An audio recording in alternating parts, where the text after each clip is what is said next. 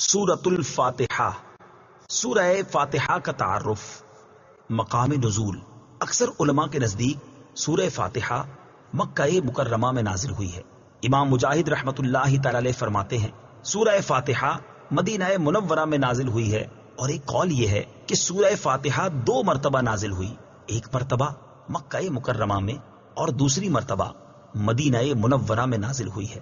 آیات، کلمات اور حروف کی تعداد، اس صورت میں ایک رکوع، 7 آیتیں، 27 کلمے اور 140 حروف ہیں۔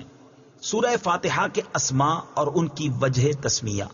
اس سورت کے متعدد نام ہیں، اور ناموں کا زیادہ ہونا اس کی فضیلت اور شرف کی دلیل ہے۔ اس کے مشہور 15 نام یہ ہیں۔ نمبر 1، سورہ فاتحہ۔ سورہ فاتحہ سے قرآن پاک کی تلاوت شروع کی جاتی ہے، اور اسی سورت سے قرآن پاک لکھنے کی ابتدا کی جاتی ہے، اس لیے اسے فاتحۃ الکتاب یعنی کتاب کی ابتدا کرنے والی کہتے ہیں۔ نمبر 2، اس سورت کی ابتدا الحمدللہ سے ہوئی، اس مناسبت سے اسے سورۃ الحمد یعنی وہ سورت جس میں اللہ تعالیٰ کی حمد بیان کی گئی ہے کہتے ہیں۔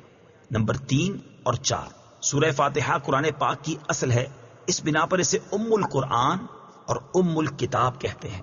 نمبر 5، یہ سورت نماز کی ہر رکعت میں پڑھی جاتی ہے، یا یہ سورت 2 مرتبہ نازل ہوئی ہے، اس وجہ سے اسے السبع المثانی یعنی بار بار پڑھی جانے والی یا ایک سے زائد مرتبہ نازل ہونے والی 7 آیتیں کہا جاتا ہے۔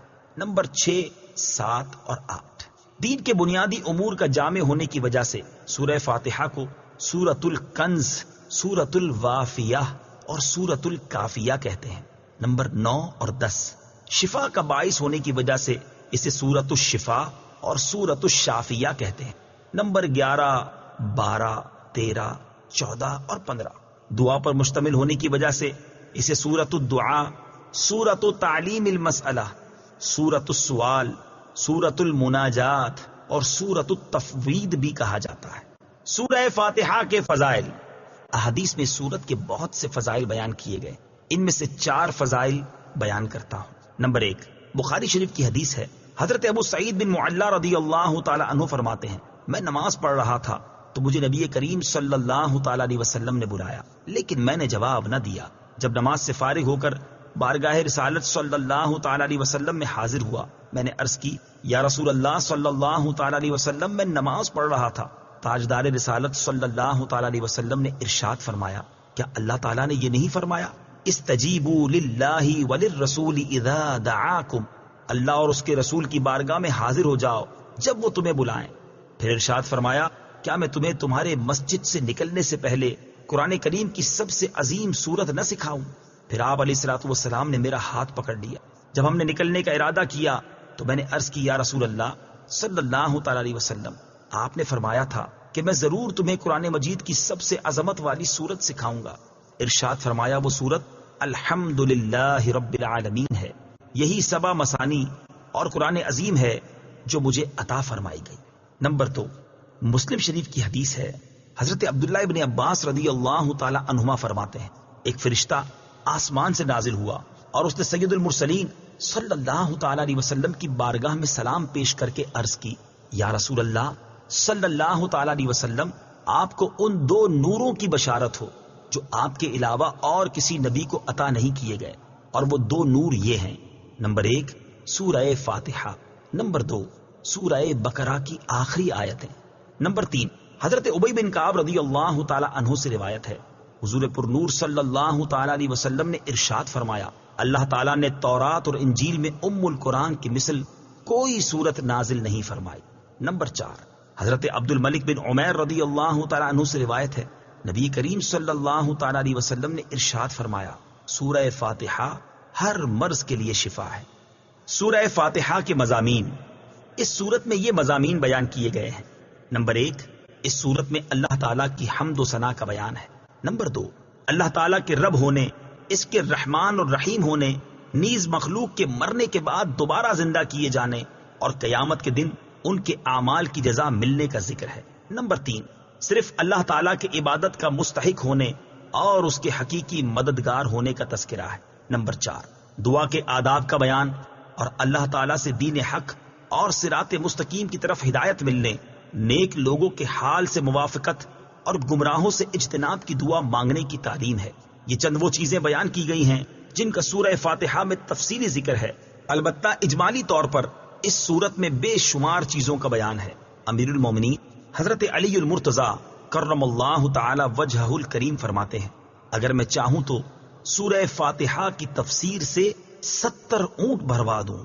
اعلی حضرت امام احمد رضا خان علیہ رحمت الرحمان حضرت علی المرتضیٰ کرم اللہ تعالی وجہ الکریم کا یہ قول نقل کرنے کے بعد فرماتے ہیں، ایک اونٹ کئے یعنی کتنے ہی من کا بوجھ اٹھاتا ہے، اور ہر من میں کئے یعنی کتنے ہزار اجزاء ہوتے ہیں، ان کا حساب لگایا جائے تو یہ حساب سے تقریباً 25 لاکھ جز بنتے ہیں۔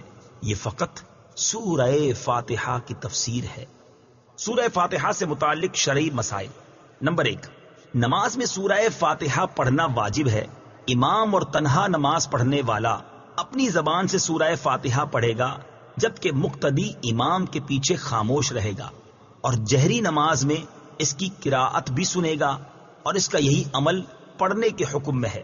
اللہ تعالیٰ نے قرآن پاک میں تلاوت کے وقت مقتدی کو خاموش رہنے اور قراءت سننے کا حکم دیتے ہوئے ارشاد فرمایا، وَإِذَا قُرِئَ الْقُرْآنُ فَاسْتَمِعُوا لَهُ وَأَنصِتُوا لَعَلَّكُمْ تُرْحَمُونَ۔ ترجمہ، اور جب قرآن پڑھا جائے تو اسے غور سے سنو اور خاموش رہو تاکہ تم پر رحم کیا جائے۔ اور حضرت ابو موسیٰ اشعری رضی اللہ تعالی عنہ سے روایت ہے، حضور اقدس صلی اللہ تعالی علیہ وسلم نے ارشاد فرمایا، جب امام قراءت کرے تو تم خاموش رہو۔ ابن ماجہ کی ایک اور حدیث ہے، حضرت جابر بن عبداللہ رضی اللہ تعالی عنہ سے روایت ہے، نبی کریم صلی اللہ تعالی علیہ وسلم نے ارشاد فرمایا، جس شخص کا کوئی امام ہو تو امام کا پڑھنا ہی مقتدی کا پڑھنا ہے۔ ان کے علاوہ اور بہت سی احادیث میں امام کے پیچھے مقتدی کے خاموش رہنے کے بارے میں بیان کیا گیا ہے۔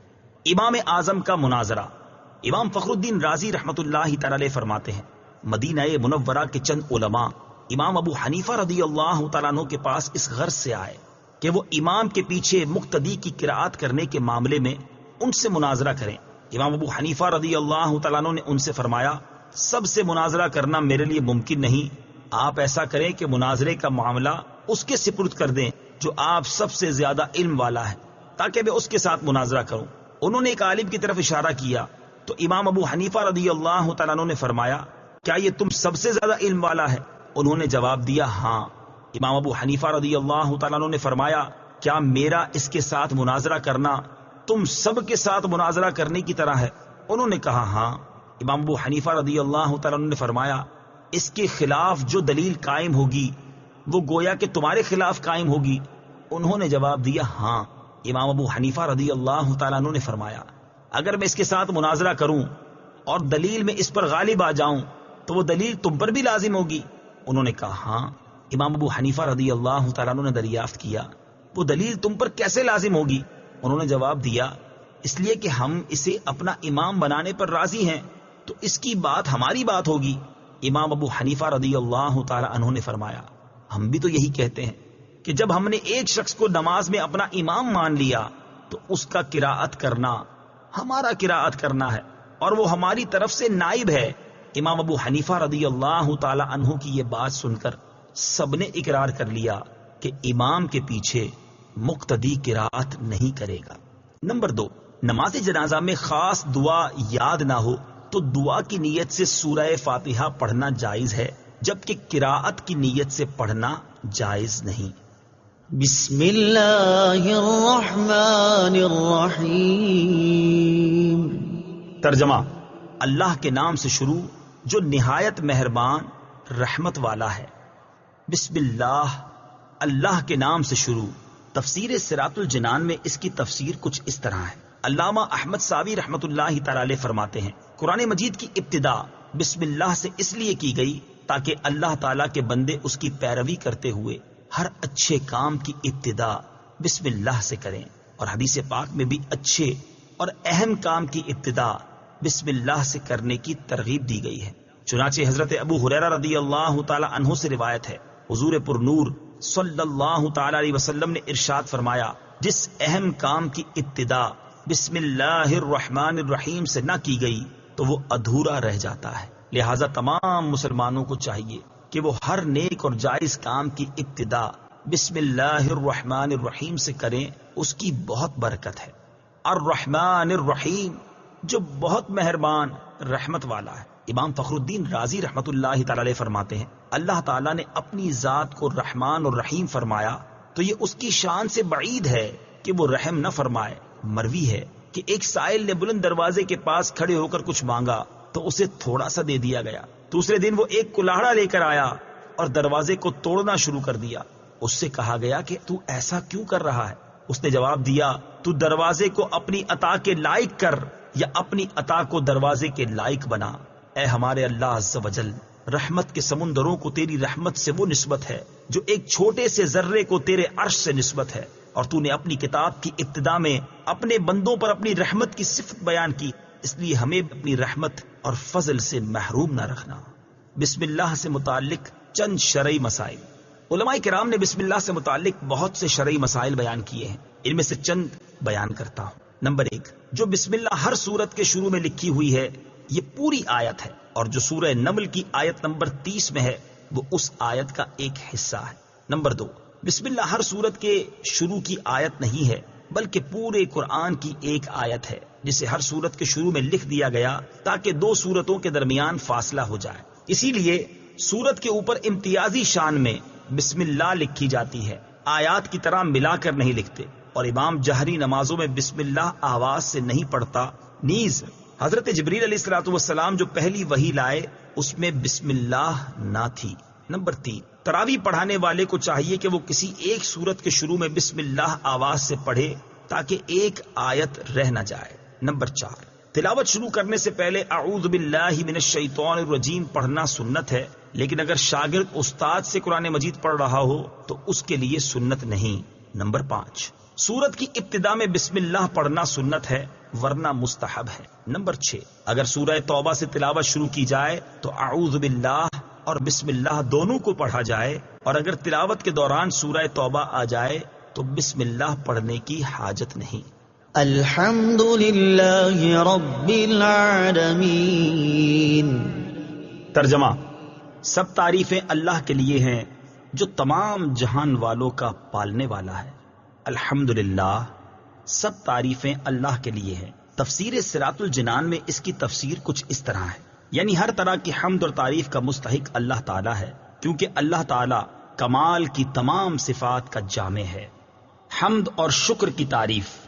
حمد کا معنی ہے کسی کی اختیاری خوبیوں کی بنا پر اس کی تعریف کرنا، اور شکر کی تعریف یہ ہے کہ کسی کے احسان کے مقابلے میں زبان، دل یا اعضاء سے اس کی تعظیم کرنا۔ اور ہم چونکہ اللہ عز و جل کی حمد عام طور پر اس کے احسانات کے پیش نظر کرتے ہیں، اس لیے ہماری یہ حمد شکر بھی ہوتی ہے۔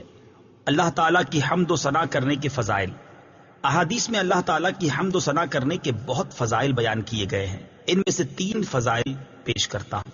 نمبر 1، مسلم شریف کی حدیث ہے، حضرت انس بن مالک رضی اللہ تعالی عنہ سے روایت ہے، نبی اکرم صلی اللہ تعالی علیہ وسلم نے ارشاد فرمایا، اللہ تعالیٰ بندے کی اس بات سے خوش ہوتا ہے کہ وہ کچھ کھائے تو اللہ تعالیٰ کی حمد کرے، اور کچھ پیے تو اللہ تعالیٰ کی حمد کرے۔ نمبر 2، ابن ماجہ کی حدیث ہے، حضرت جابر بن عبداللہ رضی اللہ تعالی عنہ سے روایت ہے، حضور پر نور صلی اللہ تعالی علیہ وسلم نے ارشاد فرمایا، سب سے افضل ذکر لا الہ الا اللہ ہے، اور سب سے افضل دعا الحمدللہ ہے۔ نمبر 3، ابن ماجہ ہی کی حدیث ہے، حضرت انس بن مالک رضی اللہ تعالی عنہ سے روایت ہے، حضور اقدس صلی اللہ تعالی علیہ وسلم نے ارشاد فرمایا، جب اللہ تعالیٰ اپنے بندے پر کوئی نعمت نازل فرماتا ہے اور وہ نعمت ملنے پر الحمدللہ کہتا ہے تو یہ حمد اللہ تعالیٰ کے نزدیک اس دی گئی نعمت سے زیادہ افضل ہے۔ حمد سے متعلق شرعی حکم۔ خطبے میں حمد واجب، کھانے کے بعد مستحب، چھینک آنے کے بعد سنت، حرام کام کے بعد حرام، اور بعض صورتوں میں کفر ہے۔ للہ، اللہ کے لیے۔ اللہ اس ذات اعلیٰ کا عظمت والا نام ہے جو تمام کمال والی صفتوں کی جامع ہے۔ اور بعض مفسرین نے اس لفظ کے معنی بھی بیان کیے، جیسے اس کا ایک معنی ہے عبادت کا مستحق، دوسرا معنی ہے وہ ذات جس کی معرفت میں عقلیں حیران ہیں، تیسرا معنی ہے وہ ذات جس کی بارگاہ میں سکون حاصل ہوتا ہے، اور چوتھا معنی ہے وہ ذات کہ مصیبت کے وقت جس کی پناہ تلاش کی جائے۔ رب العالمین، جو سارے جہان والوں کا مالک ہے۔ تفسیر صراط الجنان میں اس کی تفسیر کچھ اس طرح ہے، لفظ رب کے کئی معنی ہیں، جیسے سید، مالک، معبود، ثابت، مصلح، اور بتدریج مرتبہ کمال تک پہنچانے والا، اور اللہ تعالیٰ کے علاوہ ہر موجود چیز کو عالم کہتے ہیں، اور اس میں تمام مخلوقات داخل ہیں۔ الرحمن الرحیم، ترجمہ، بہت مہربان، رحمت والا۔ الرحمن، بہت مہربان۔ تفسیر صراط الجنان میں اس کی تفسیر کچھ اس طرح ہے، رحمان اور رحیم اللہ تعالیٰ کے دو صفاتی نام ہیں۔ رحمان کا معنی ہے نعمتیں عطا کرنے والی وہ ذات جو بہت زیادہ رحمت فرمائے، اور رحیم کا معنی ہے بہت رحمت فرمانے والا۔ یاد رہے کہ حقیقی طور پر نعمت عطا فرمانے والی ذات اللہ تعالیٰ کی ہے، کہ وہی تنہا ذات ہے جو اپنی رحمت کا بدلہ طلب نہیں فرماتی۔ ہر چھوٹی بڑی، ظاہری، باطنی، جسمانی، روحانی، دنیاوی اور اخروی نعمت اللہ تعالیٰ ہی عطا فرماتا ہے، اور دنیا میں جس شخص تک جو نعمت پہنچتی ہے وہ اللہ تعالیٰ کی رحمت ہی سے ہے، کیونکہ کسی کے دل میں رحم کا جذبہ پیدا کرنا، رحم کرنے پر قدرت دینا، نعمت کو وجود میں لانا، دوسرے کا اس نعمت سے فائدہ اٹھانا، اور فائدہ اٹھانے کے لیے اعضاء کی سلامتی عطا کرنا، یہ سب اللہ تعالیٰ کی طرف سے ہی ہے۔ اللہ تعالیٰ کی وسیع رحمت دیکھ کر گناہوں پر بے باک نہیں ہونا چاہیے۔ ابو عبداللہ محمد بن احمد قرطبی رحمت اللہ تعالی علیہ فرماتے ہیں، اللہ تعالیٰ نے رب العالمین کے بعد اپنے دو اوصاف رحمان اور رحیم بیان فرمائے۔ اس کی وجہ یہ ہے کہ جب اللہ تعالیٰ نے فرمایا کہ وہ رب العالمین ہے، تو اس سے سننے اور پڑھنے والے کے دل میں اللہ تعالیٰ کی عظمت کی وجہ سے اس کا خوف پیدا ہوا، تو اس کے ساتھ ہی اللہ تعالیٰ کے دو اوصاف رحمان اور رحیم ذکر کر دیے گئے، جن کے ضمن میں اللہ تعالیٰ کی اطاعت کرنے کی ترغیب ہے۔ یوں ترغیب اور ترغیب دونوں کا بیان ہو گیا، تاکہ بندہ اللہ تعالیٰ کی اطاعت کرنے کی طرف اچھی طرح راغب ہو اور اس کی نافرمانی کرنے سے رکنے کی خوب کوشش کرے۔ قرآن مجید میں اور مقامات پر اللہ تعالیٰ کی رحمت اور اس کے عذاب دونوں کو واضح طور پر ایک ساتھ ذکر کیا گیا ہے۔ چنانچہ اللہ تعالیٰ ارشاد فرماتا ہے، نبئ عبادی انی انا الغفور الرحیم وان عذابی هو العذاب الالیم۔ ترجمہ، میرے بندوں کو خبر دو کہ بے شک میں ہی بخشنے والا مہربان ہوں، اور بے شک میرا ہی عذاب دردناک عذاب ہے۔ اور ارشاد فرمایا، غافر الذنب وقابل التوب شدید العقاب ذی الطول لا الہ الا هو الیہ المصیر۔ ترجمہ، گناہ بخشنے والا اور توبہ قبول کرنے والا، سخت عذاب دینے والا، بڑے انعام عطا فرمانے والا ہے، اس کے سوا کوئی معبود نہیں، اسی کی طرف پھرنا ہے۔ نیز حضرت ابو ہریرہ رضی اللہ تعالی عنہ سے روایت ہے، رسول اللہ صلی اللہ تعالی علیہ وسلم نے ارشاد فرمایا، اگر مومن جان لیتا کہ اللہ تعالیٰ کے پاس کتنا عذاب ہے تو کوئی بھی اس کی جنت کی امید نہ رکھتا، اور اگر کافر جان لیتا کہ اللہ تعالیٰ کے پاس کتنی رحمت ہے تو اس کی جنت سے کوئی نا امید نہ ہوتا۔ لہٰذا ہر مسلمان کو چاہیے کہ وہ امید اور خوف کے درمیان رہے، اور اللہ تعالیٰ کی رحمت کی وسعت دیکھ کر گناہوں پر بے باک نہ ہو، اور نہ ہی اللہ تعالیٰ کے عذاب کی شدت دیکھ کر اس کی رحمت سے مایوس ہو۔ کسی کو رحمان اور رحیم کہنے کے بارے میں شرعی حکم، اللہ تعالیٰ کے علاوہ کسی اور کو رحمان کہنا جائز نہیں، جبکہ رحیم کہا جا سکتا ہے، جیسے قرآن مجید میں اللہ تعالیٰ نے اپنے حبیب صلی اللہ تعالی علیہ وسلم کو بھی رحیم فرمایا ہے۔ چنانچہ ارشاد باری تعالی ہے، لقد جاءكم رسول من أنفسكم عزيز عليه ما عنتم حريص عليكم بالمؤمنين رؤوف رحيم۔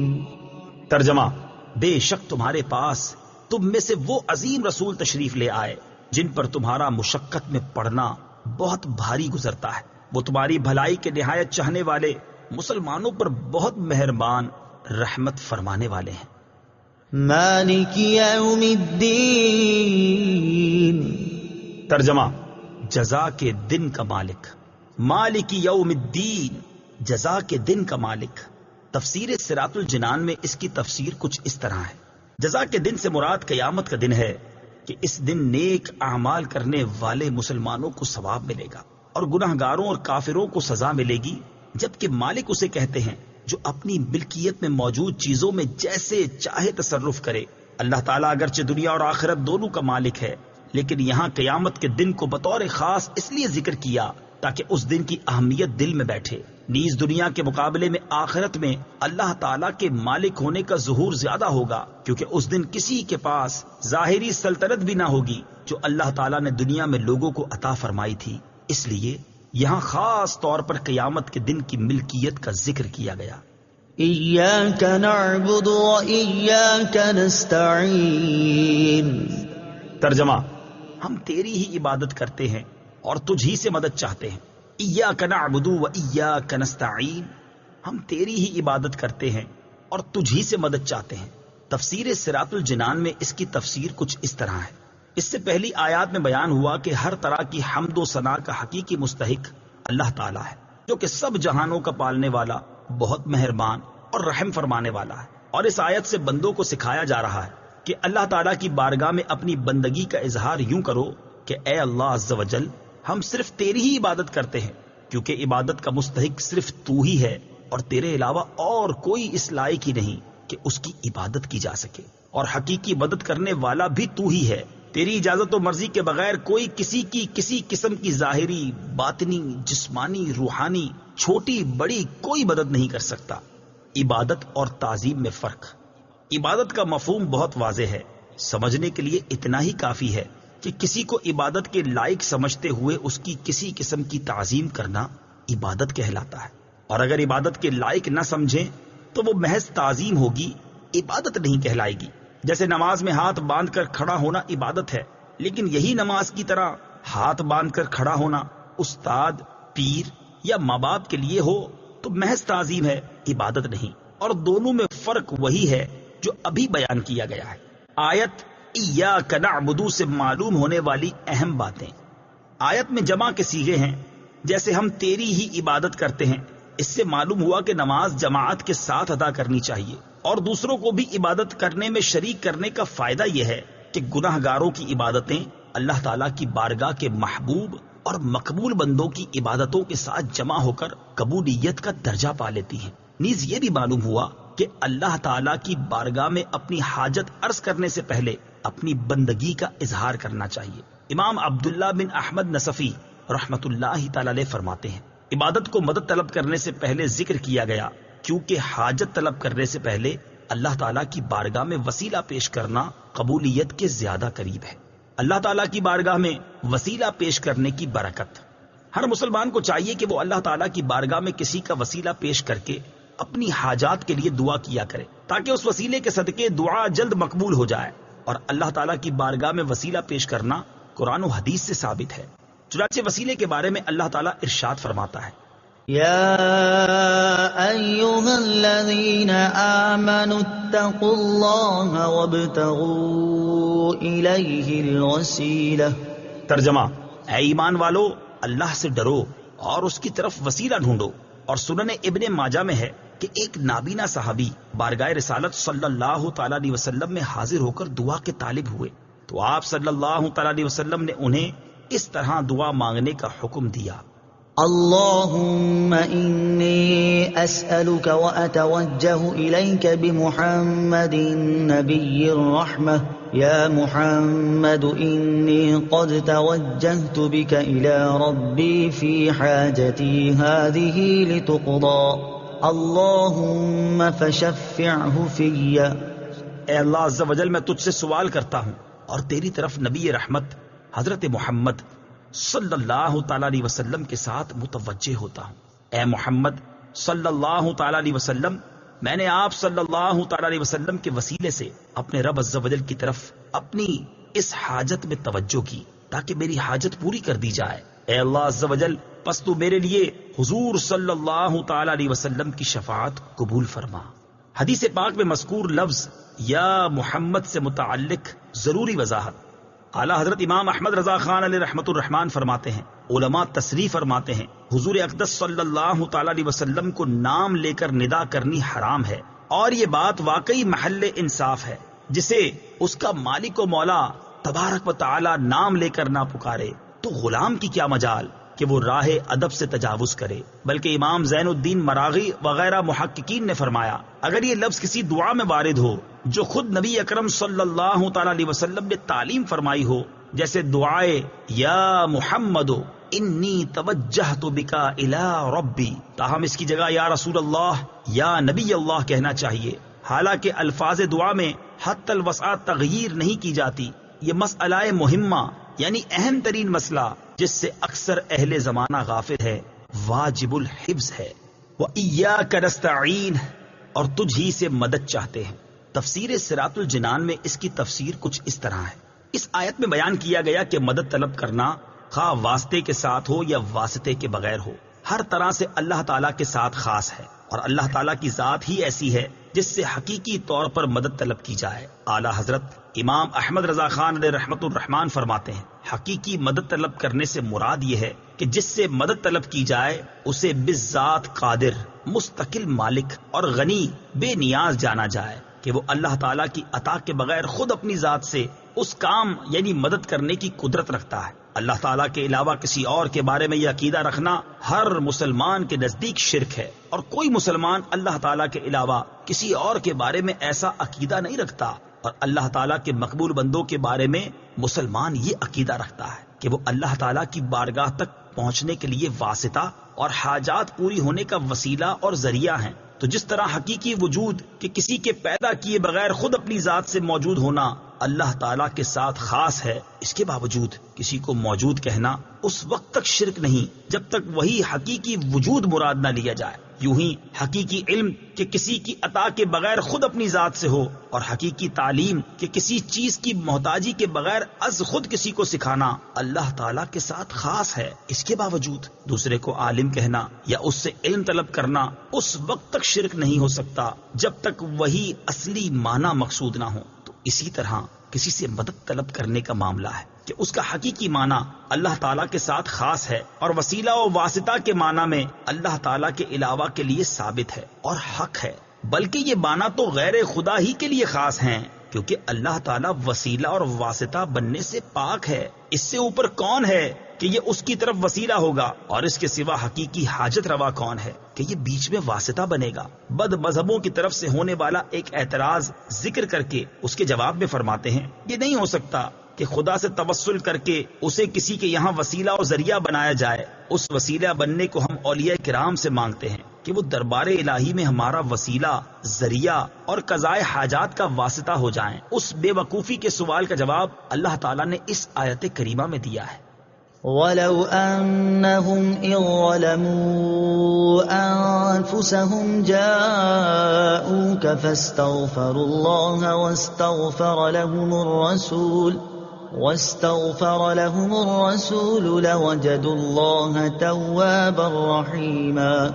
ترجمہ، اور جب وہ اپنی جانوں پر ظلم یعنی گناہ کر کے تیرے پاس حاضر ہوں اور اللہ سے معافی چاہیں اور معافی مانگیں ان کے لیے رسول، تو بے شک اللہ کو توبہ قبول کرنے والا مہربان پائیں گے۔ کیا اللہ تعالیٰ اپنے آپ نہیں بخش سکتا تھا؟ پھر کیوں یہ فرمایا کہ اے نبی تیرے پاس حاضر ہوں اور تو اللہ سے ان کی بخشش چاہے تو یہ دولت و نعمت پائیں؟ یہی ہمارا مطلب ہے جو قرآن کی آیت صاف فرما رہی ہے۔ زیر تفسیر آیت کریمہ کے بارے میں مزید تفصیل جاننے کے لیے فتاوی رضویہ کی 21ویں جلد میں موجود اعلیٰ حضرت امام احمد رضا خان علیہ رحمت الرحمان کا رسالہ برکات الامداد لأہل الاستمداد یعنی مدد طلب کرنے والوں کے لیے امداد کی برکتیں، اس کا مطالعہ فرمائیں۔ اللہ تعالیٰ کی عطا سے بندوں کا مدد کرنا اللہ تعالیٰ ہی کا مدد کرنا ہوتا ہے۔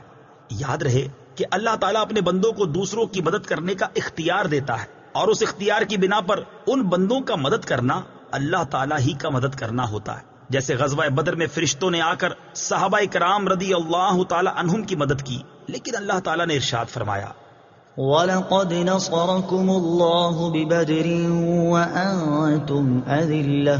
ترجمہ: اور بے شک اللہ نے بدر میں تمہاری مدد کی جب تم بالکل بے سر و سامان تھے۔ یہاں فرشتوں کی مدد کو اللہ تعالیٰ کی مدد کہا گیا۔ اس کی وجہ یہی ہے کہ فرشتوں کو مدد کرنے کا اختیار اللہ تعالیٰ کے دینے سے ہے، تو حقیقتاً یہ اللہ تعالیٰ ہی کی مدد ہوئی۔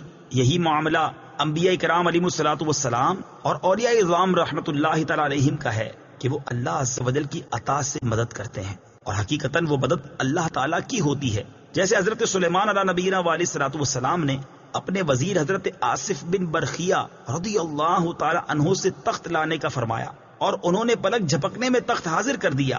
اس پر انہوں نے فرمایا، ھذا من فضل ربی، یہ میرے رب کے فضل سے ہے۔ اور تاجدار رسالت صلی اللہ تعالی علیہ وسلم کی سیرت مبارکہ میں مدد کرنے کی تو اتنی مثالیں موجود ہیں کہ اگر سب جمع کی جائیں تو ایک ضخیم کتاب مرتب ہو سکتی ہے۔ ان میں سے چند مثالیں یہ ہیں۔ نمبر 1، صحیح بخاری میں ہے، نبی کریم علیہ الصلوۃ والسلام نے تھوڑے سے کھانے سے پورے لشکر کو سیر کیا۔ نمبر 2، بخاری شریف ہی میں ہے، آپ صلی اللہ تعالی علیہ وسلم نے دودھ کے ایک پیالے سے 70 صحابہ کو سیراب کر دیا۔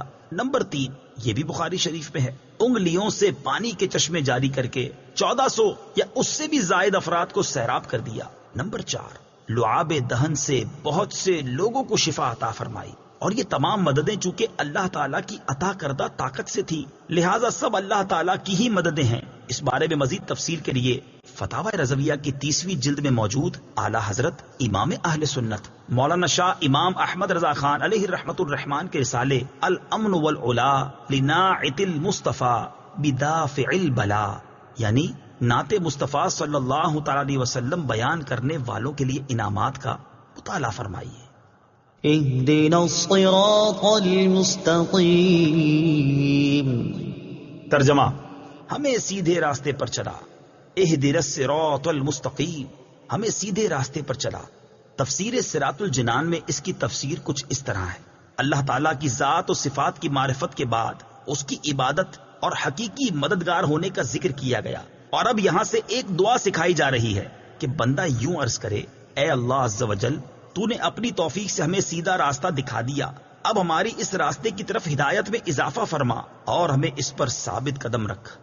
صراط مستقیم کا معنی، صراط مستقیم سے مراد عقائد کا سیدھا راستہ ہے جس پر تمام انبیاء کرام علیہ الصلوۃ والسلام چلے، یا اس سے مراد اسلام کا سیدھا راستہ ہے جس پر صحابہ کرام رضی اللہ تعالی عنہم، بزرگان دین اور اولیاء اعظام رحمت اللہ تعالی علیہم چلے، جیسا کہ اگلی آیت میں موجود بھی ہے۔ اور یہ راستہ اہل سنت کا ہے کہ آج تک اولیاء کرام صرف اسی مسلک اہل سنت میں گزرے ہیں، اور اللہ تعالیٰ نے انہی کے راستے پر چلنے اور انہی کے ساتھ ہونے کا فرمایا ہے۔ فرمان باری تعالیٰ ہے، یا ایھا الذین آمنوا اتقوا اللہ وکونوا مع الصادقین۔ ترجمہ: اے ایمان والو، اللہ سے ڈرو اور سچوں کے ساتھ ہو جاؤ۔ ابن ماجہ کی حدیث ہے، حضرت انس رضی اللہ تعالیٰ عنہ سے روایت ہے، سید المرسلین صلی اللہ تعالیٰ علیہ وسلم نے ارشاد فرمایا، بے شک میری امت کبھی گمراہی پر جمع نہیں ہوگی، اور جب تم لوگوں میں اختلاف دیکھو تو تم پر لازم ہے کہ سواد اعظم یعنی مسلمانوں کے بڑے گروہ کے ساتھ ہو جاؤ۔ ترمذی شریف کی حدیث ہے، حضرت عبداللہ بن عمر رضی اللہ تعالیٰ عنہما سے روایت ہے، نبی اکرم صلی اللہ تعالیٰ علیہ وسلم نے ارشاد فرمایا، بنی اسرائیل 72 فرقوں میں تقسیم ہو گئے تھے، اور میری امت 73 فرقوں میں تقسیم ہو جائے گی، ان میں سے ایک کے علاوہ سب جہنم میں جائیں گے۔ صحابہ کرام نے عرض کی، یا رسول اللہ صلی اللہ تعالی علیہ وسلم، نجات پانے والا فرقہ کون سا ہے؟ ارشاد فرمایا، وہ اس طریقے پر ہوگا جس پر میں اور میرے صحابہ ہیں۔ ہدایت حاصل کرنے کے ذرائع، یاد رہے کہ اللہ تعالیٰ نے ہدایت حاصل کرنے کے بہت سے ذرائع عطا فرمائے ہیں، ان میں سے چند یہ ہیں۔ نمبر 1، انسان کی ظاہری باطنی صلاحیتیں جنہیں استعمال کر کے وہ ہدایت حاصل کر سکتا ہے۔ نمبر 2، آسمانوں زمینوں میں اللہ تعالیٰ کی قدرت و وحدانیت پر دلالت کرنے والی نشانیاں جن میں غور و فکر کر کے انسان ہدایت پا سکتا ہے۔ نمبر 3، اللہ تعالیٰ کی نازل کردہ کتابیں، ان میں سے تورات، انجیل اور زبور قرآن پاک نازل ہونے سے پہلے لوگوں کے لیے ہدایت کا باعث تھیں، اور اب قرآن مجید لوگوں کے لیے ہدایت حاصل کرنے کا ذریعہ ہے۔ نمبر 4، اللہ تعالیٰ کے بھیجے ہوئے خاص بندے انبیاء کرام اور مرسلین اعظام علیہم الصلاۃ والسلام، یہ اپنی اپنی قوموں کے لیے ہدایت حاصل کرنے کا ذریعہ تھے، اور ہمارے نبی حضرت محمد مصطفیٰ صلی اللہ تعالی علیہ وسلم قیامت تک آنے والے تمام لوگوں کے لیے ہدایت کا ذریعہ ہے۔ آیت اہدنا الصراط المستقیم سے معلوم ہونے والے احکام۔ اس آیت سے 3 باتیں معلوم ہوئیں۔ نمبر 1، ہر مسلمان کو اللہ تعالیٰ سے سیدھے راستے پر ثابت قدمی کی دعا مانگنی چاہیے، کیونکہ سیدھا راستہ منزل مقصود تک پہنچا دیتا ہے اور ٹیڑھا راستہ مقصود تک نہیں پہنچاتا۔ اللہ تعالیٰ ارشاد فرماتا ہے کہ عقل والے اس طرح دعا مانگتے ہیں: ربنا لا تزغ قلوبنا بعد إذ هديتنا وهب لنا من لدنك رحمة إنك أنت الوهاب۔ ترجمہ: اے ہمارے رب، تو نے ہمیں ہدایت عطا فرمائی ہے، اس کے بعد ہمارے دلوں کو ٹیڑھا نہ کر اور ہمیں اپنے پاس سے رحمت عطا فرما، بے شک تو بڑا عطا فرمانے والا ہے۔ ترمذی شریف کی حدیث ہے، حضرت انس رضی اللہ تعالی عنہ فرماتے ہیں، حضور پرنور صلی اللہ تعالی علیہ وسلم کثرت سے یہ دعا فرمایا کرتے تھے: یا مقلب القلوب ثبت قلبی علی دینک، اے دلوں کو پھیرنے والے، میرے دل کو اپنے دین پر ثابت قدم رکھ۔ تو میں نے عرض کی: یا رسول اللہ صلی اللہ تعالی علیہ وسلم، ہم آپ پر اور جو کچھ آپ لائے ہیں اس پر ایمان رکھتے ہیں، تو کیا آپ کو ہمارے بارے میں کوئی خوف ہے؟ رسول پاک صلی اللہ تعالی علیہ وسلم نے ارشاد فرمایا: ہاں، بے شک دل اللہ تعالیٰ کی شان کے لائق اس کی انگلیوں میں سے 2 انگلیوں کے درمیان ہیں، وہ جیسے چاہتا ہے انہیں پھیر دیتا ہے۔ نمبر 2، عبادت کرنے کے بعد بندے کو دعا میں مشغول ہونا چاہیے۔ نمبر 3، صرف اپنے لیے دعا نہیں مانگنی چاہیے بلکہ سب مسلمانوں کے لیے دعا مانگنی چاہیے، کہ اس طرح دعا زیادہ قبول ہوتی ہے۔ صراط الذين أنعمت عليهم غير المغضوب عليهم ولا الضالين۔ ترجمہ: ان لوگوں کا راستہ جن پر تو نے احسان کیا، نہ کہ ان کا راستہ جن پر غضب ہوا اور نہ بہکے ہوئوں کا۔ صراط الذین انعمت علیہم، ان لوگوں کا راستہ جن پر تو نے احسان کیا۔ تفسیر صراط الجنان میں اس کی تفسیر کچھ اس طرح ہے۔ یہ جملہ اس سے پہلی آیت کی تفسیر ہے کہ صراط مستقیم سے مراد ان لوگوں کا راستہ ہے جن پر اللہ تعالیٰ نے احسان و انعام فرمایا، اور جن لوگوں پر اللہ تعالیٰ نے اپنا فضل و احسان فرمایا ہے ان کے بارے میں ارشاد فرماتا ہے: وَمَن يُطِعِ اللَّهَ وَالرَّسُولَ فَأُولَئِكَ مَعَ الَّذِينَ أَنْعَمَ اللَّهُ عَلَيْهِم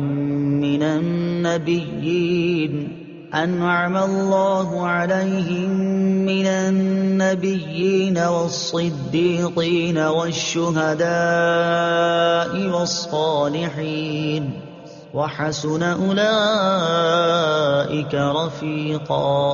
ترجمہ: اور جو اللہ اور رسول کی اطاعت کرے تو وہ ان لوگوں کے ساتھ ہوں گے جن پر اللہ نے فضل کیا، یعنی انبیاء اور صدیقین اور شہداء اور صالحین، اور یہ کتنے اچھے ساتھی ہیں۔